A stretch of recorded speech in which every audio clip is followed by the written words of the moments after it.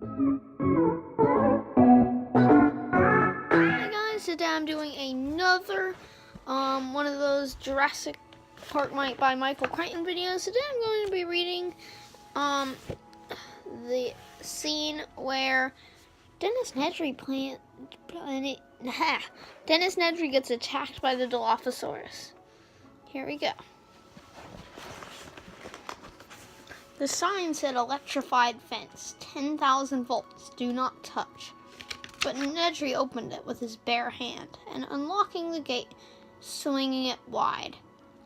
He bent back to the Jeep, drove through the gate, and then walked back to close it behind him. Now he was inside the park itself, no more than a mile from the East Dock. He stepped on the accelerator and hunched forward over the steering wheel, peering through a rain-slashed windshield as he drove the Jeep down the narrow road. He was driving fast, too fast, but he had to keep to his timetable. He was surrounded on all sides by black jungle, but soon he would be able to see the beach and the ocean to his left. This darned storm, he thought, might screw up everything, because if Dodson's boat wasn't waiting for him at the East Dock when Nedry got there, the whole plan would be ruined. Nedry couldn't wait very long, or he would be missed back at the control room. The whole idea behind the plan was that he could drive to the East Dock, drop off the embryos, be back in a few minutes before anyone noticed. It was a good plan, a clever plan. Nedry worked on it carefully, refining every detail. His plan was going to make him $1.5 million, 1.5 meg. That was 10 years of income in a single tax-free shot, and it was going to change his life.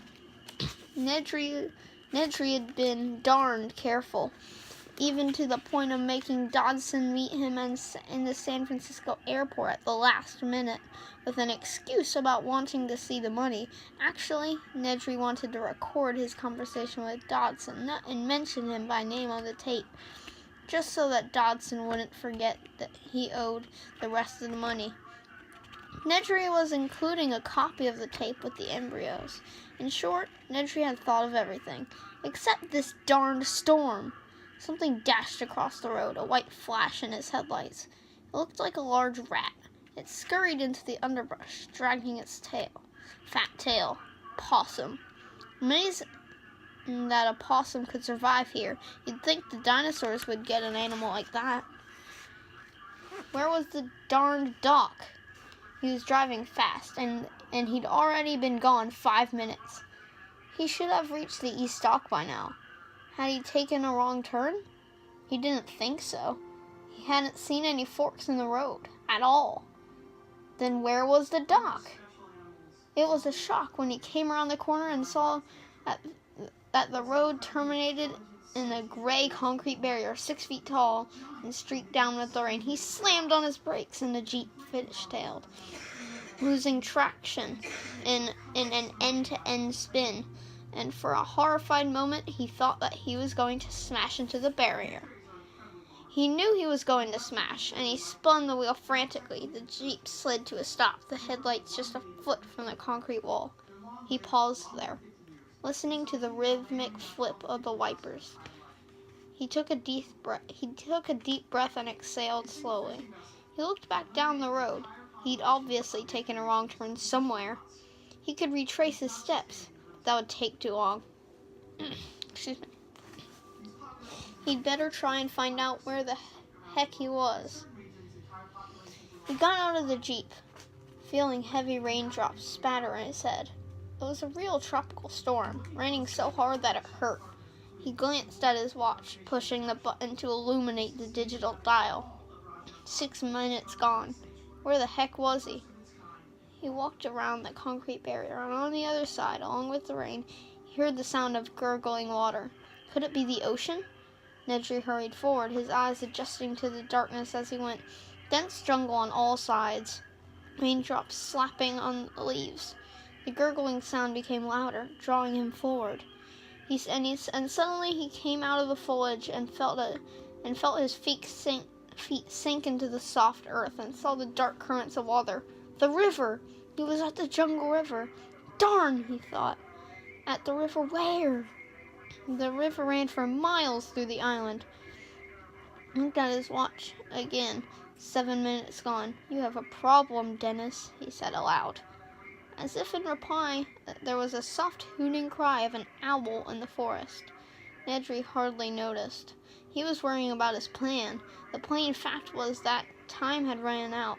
There wasn't a choice anymore, and he had to abandon his original plan. All he could do was go back to the control room, restore the computer, and somehow try to contact Dodson to set up the drop at the East Dock for the following night. Nedry would have to scramble to make that work, but he thought he could pull it off. The computer automatically logged all calls. After Nedry got through to Dodson, he'd have to go back to the computer and erase the record of the call. But one thing was sure. He couldn't stay out in the park any longer, or his absence would be noticed. Nedry started back, heading toward the glow of the car's headlights. He was drenched and miserable. He heard the soft hooting cry once more. This time he paused. That hadn't really sounded like an owl, and it seemed to be close by, in the jungle somewhere off to his right. As he listened, he heard a crashing sound in the underbrush. Then silence. He waited, and heard it again. It sounded distantly like something big, moving slowly through the jungle toward him. Something big, something near, a big dinosaur. Get out of here! Nedry began to run. He made a lot of noise as he ran, but even so, he could hear the animal crashing through the foliage and hooting. It was coming closer, stumbling over tree roots in the darkness, clawing his way past dripping branches. He saw the jeep ahead. The lights shining around the vertical wall of the barrier made him feel better. In a moment, he'd be in the car, and then get the heck out of here. He scrambled around the barrier, and then he froze. The animal's already there. But it wasn't close. The dinosaur stood 40 feet away, at the edge of the illumination from the headlamps. Nedry hadn't taken the tour, so he hadn't seen the different types of dinosaur. But this one was strange looking. The 10-foot-tall body was yellow with black spots, and along the head ran a pair of red V-shaped crests. The dinosaur didn't move, but again it gave its soft hooting cry. Nedry waited to see if it would attack. It didn't. Perhaps the headlights from the jeep frightened it, forcing it to keep its distance like a fire. The dinosaur stared at him, and then snapped its head in a single swift motion. Nedry felt something smack wetly against his chest. He looked down and saw a dripping glob of foam on his rain-soaked shirt. He touched it curiously, not comprehending. It was spit. The dinosaur had spit on him. It was creepy, he thought. He looked back at the dinosaur and saw the head snap again, and immediately felt another wet smack against his neck, just above his shirt collar. He wiped it away with his hand. Jesus, it was disgusting. The skin of his neck was already starting to tingle and burn, and his hand was tingling too. It was almost like he had been touched with acid. Nedry opened the car door, glancing back at the dinosaur to make sure it wasn't going to attack, and felt a sudden, excruciating pain in his eyes. Stabbing like spikes into the back of his skull, and he squeezed his eyes shut and gasped with the intensity of it. He threw up his hands to cover his eyes and felt the slippery foam trickling down both sides of his nose. Spit. The dinosaur had spit in his eyes. Even as he realized it, the pain overwhelmed him, and he dropped to his knees, disoriented. Wheezing, he collapsed on his side, his cheek pressed against the wet ground, his breath coming in thin whistles through the constant, ever-screaming pain that caused flashing spots of light to appear behind his tightly shut eyelids. The earth shook beneath him, and Nedry knew the dinosaur was moving. He could hear its soft hooting cry, and despite the pain, he forced his eyes open and still saw nothing but flashing spots against black. Slowly the realization came to him. He was blind. The hooting was louder as Nedry scrambled to his feet and staggered back over against the side panel of the car as a wave of nausea and dizziness swept over him. The dinosaur was close now. He could feel it coming close. He was dimly aware of its snorting breath, but he couldn't see. He couldn't see anything, and his terror was extreme. He stretched out his hands, waving them wildly in the air to ward off the attack he knew was coming, and then there was a new, searing pain like a fiery knife in his belly. And as Nedry stumbled, reaching blindly down to touch the ragged edge of his shirt, then a thick, slippery mass was surprisingly warm, and with horror he suddenly knew he was holding his own intestines in his hands. The dinosaur had torn him open. His guts had fallen out. Nedry fell to the ground and landed on something scaly and cold. It was the dinosaur's foot. Hold on. Wait, I lost my place. Hold up. And then there was a new pain on both sides of his head. The pain grew worse. And as he was lifted to his feet, he knew the dinosaur had his head in its jaws.